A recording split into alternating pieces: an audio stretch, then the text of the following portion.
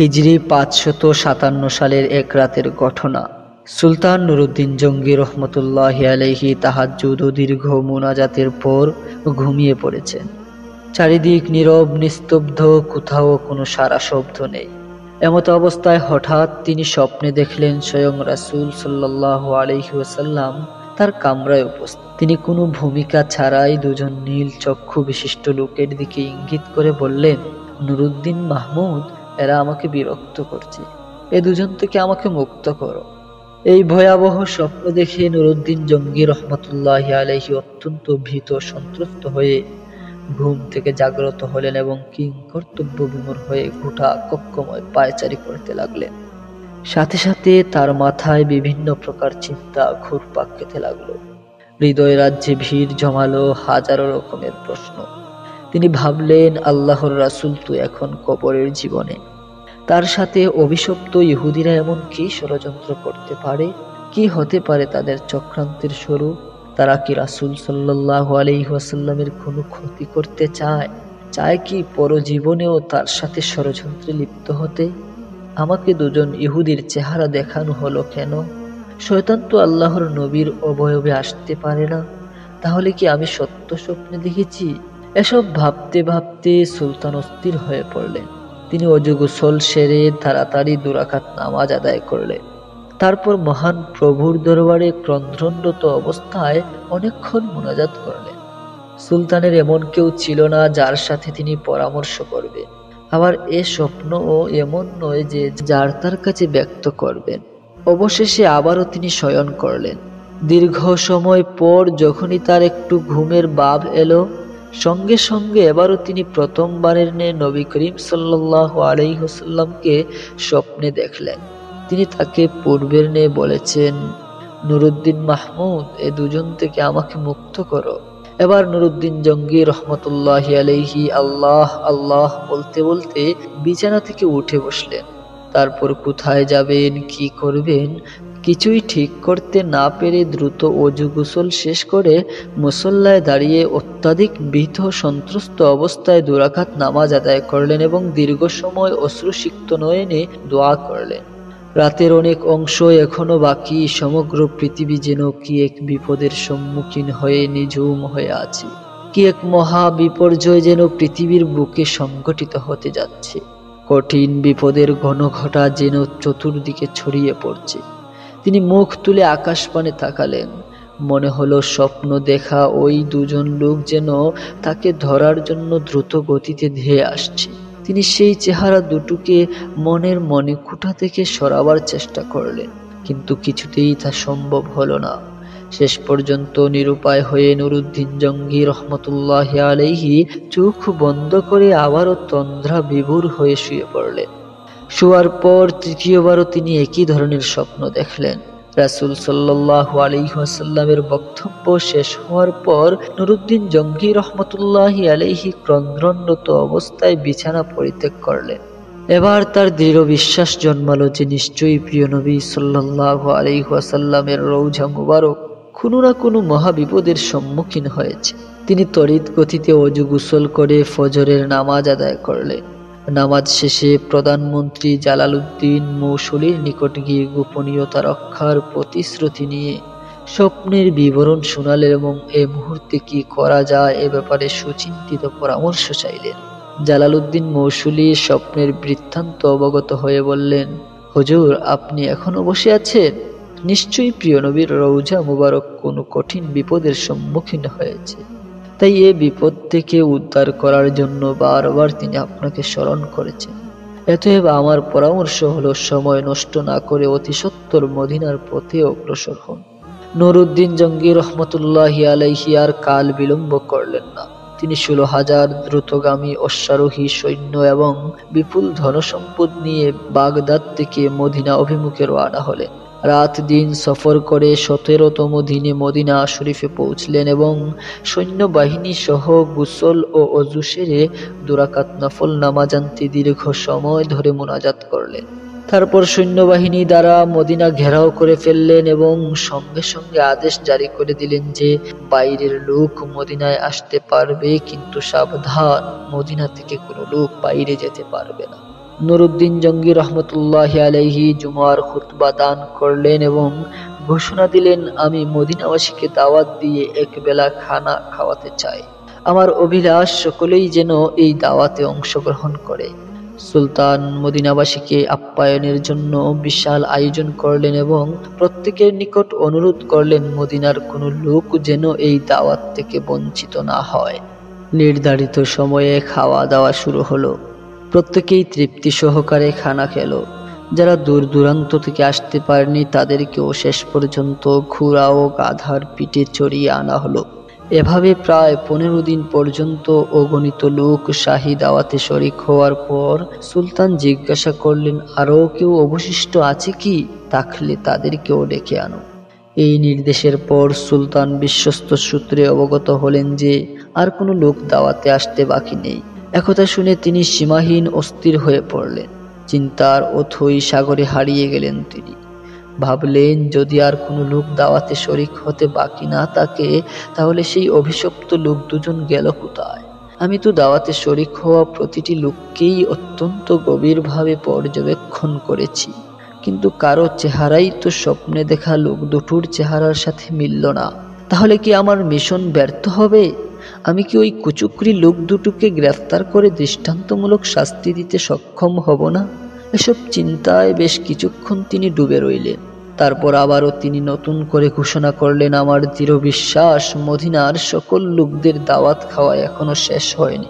অতএব সবাইকে আবারও অনুরোধ করা যাচ্ছে, যারা এখনো আসেনি তাদেরকে যেন অনুসন্ধান করে দাওয়াতে শরিক করা হয়। একথা শ্রবণে মদিনাবাসী সকলেই এক বাক্যে বলে উঠল, হুজুর, মদিনার আশেপাশে এমন কোনো লোক বাকি নেই যারা আপনার দাওয়াতে অংশগ্রহণ করেনি। তখন নুরুদ্দিন জঙ্গি রহমতুল্লাহি আলাইহি বলিষ্ঠ কণ্ঠে বললেন, আমি যা বলেছি ঠিকই বলেছি, আপনারা ভালোভাবে অনুসন্ধান করুন। সুলতানের এই দৃঢ়তা দেখে লক্ষাধিক জনতার মধ্য থেকে এক ব্যক্তি হঠাৎ করে বলে উঠল, হুজুর, আমার জানামতে দুজন লোক সম্ভবত এখনো বাকি আছে। তারা আল্লাহ ওয়ালা বুজুর্গ মানুষ, জীবনে কখনো কারো কাছ থেকে হাদিয়া তোহফা গ্রহণ করেন না, এমনকি কারো দাওয়াতেও শরিক হন না। তারা নিজেরাই লোকদেরকে অনেক দান খয়রাত করে থাকেন, নীরবতাই অধিক পছন্দ করেন, লোক সমাজে উপস্থিত হওয়া মোটেও ভালোবাসেন না। লোকটির বক্তব্য শুনে সুলতানের চেহারায় একটি বিদ্যুৎ চমকে গেল। তিনি কাল বিলম্ব না করে কয়েকজন লোক সহকারে ওই লোক দুটোর আবাসস্থলে উপস্থিত হলেন। তিনি দেখলেন, এ তো সেই দুজন যাদেরকে স্বপ্নে দেখানো হয়েছিল। তাদেরকে দেখে সুলতানের দুচোখ রক্তবর্ণ ধারণ করল। তিনি জিজ্ঞাসা করলেন, কে তোমরা? কোথা থেকে এসেছ? তোমরা সুলতানের দাওয়াতে শরিক হলে না কেন? লোক দুটো নিজের পরিচয় গোপন করে বলল, আমরা মুসাফির, হজের উদ্দেশ্যে এসেছিলাম। হজ কার্য সমাধা করে জিয়ারতের নিয়তে রওজা শরীফে এসেছি, কিন্তু প্রিয় নবী সাল্লাল্লাহু আলাইহি ওয়াসাল্লামের প্রেমে আত্মহারা হয়ে ফিরে যেতে মন চাইল না। তাই বাকি জীবন রওজার পাশে কাটিয়ে দেওয়ার নিয়তেই এখানে রয়ে গেছি। আমরা কারো দাওয়াত গ্রহণ করি না। এক আল্লাহর উপরই আমাদের পূর্ণ আস্থা। আমরা তারই উপর নির্ভরশীল। ইবাদত, রিয়াজত ও পরকালের চিন্তায় বিভোর থাকাই আমাদের কাজ। কোরআন পাক তিলাওয়াত, নফল নামাজ ও ওজিফা পাঠেই আমাদের সময় শেষ হয়ে যায়। সুতরাং দাওয়াত খাওয়ার সময়টা কোথায়? উপস্থিত জনগণ তাদের পক্ষ হয়ে বলল যে, হুজুর, এরা দীর্ঘদিন যাবৎ এখানে অবস্থান করছে। এদের মতো ভালো লোক আর হয় না। সব সময় দরিদ্র, এতিম ও অসহায় লোকদের প্রচুর পরিমাণে সাহায্য করে। তাদের দানের উপর অত্র লোকদের প্রচুর পরিমাণে জীবিকা নির্ভর করে। নুরুদ্দিন জঙ্গি রহমতুল্লাহি আলাইহি লোকদের কথা শুনে লোক দুটোর প্রতি পুনরায় গভীর দৃষ্টিতে তাকালেন। অত্যন্ত সূক্ষ্মভাবে তাদের পা থেকে মাথা পর্যন্ত পর্যবেক্ষণ করলেন। এতে আবারও তিনি নিশ্চিত হলেন, এরা তারাই যাদেরকে তিনি স্বপ্নে দেখেছিলেন। এবার সুলতান জলদ গম্ভীর স্বরে তাদেরকে বললেন, সত্য কথা বলো, তোমরা কে, কেন, কি উদ্দেশ্যে এখানে থাকছো? এবারও তারা পূর্বের কথা পুনরাবৃত্তি করে বলল, আমরা পশ্চিম দেশ থেকে পবিত্র হজ ব্রত পালনের জন্য এখানে এসেছি। রাসূল মকবুল সাল্লাল্লাহু আলাইহি ওয়াসাল্লামের নৈকট্য লাভই আমাদের একমাত্র লক্ষ্য। এ উদ্দেশ্যেই আমরা এখানে অবস্থান করছি।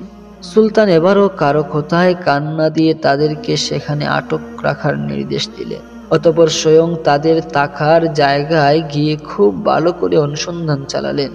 সেখানে অনেক মাল সম্পদ পাওয়া গেল বহু দুর্লভ কিতাবপত্র, কিন্তু এমন কোনো জিনিস পাওয়া গেল না যা দ্বারা স্বপ্নের বিষয়ে কোনো প্রকার সহায়তা হয়। নুরুদ্দিন জঙ্গি রহমতুল্লাহি আলাইহি অত্যধিক পেরেশান অস্থির। এখনো রহস্য উদ্ঘাটন করতে না পারায় তিনি সীমাহীন চিন্তিত। এদিকে মদিনায় বহু লোক তাদের জন্য সুপারিশ করছে। তারা আবারও বলছে, হুজুর, এরা নেককার বুজুর্গ, দিনভর রোজা রাখেন, রাতের অধিকাংশ সময় ইবাদত বন্দেগীতে কাটিয়ে দেন, 5 ওয়াক্ত নামাজি রওজা শরীফের নিকটে এসে আদায় করেন, প্রতিদিন নিয়মিত জান্নাতুল বাকি জিয়ারত করতে যান, প্রতি শনিবার মসজিদুল কুবাতে গমন করেন, কেউ কিছু চাইলে খালি হাতে ফিরিয়ে দেন না। সুলতান তাদের অবস্থা শুনে সীমাহীন আশ্চর্য বোধ করলেন। তথাপি তিনি হাল ছাড়ছেন না। কক্ষের অংশে অনুসন্ধানী দৃষ্টি ফিরিয়ে যাচ্ছেন।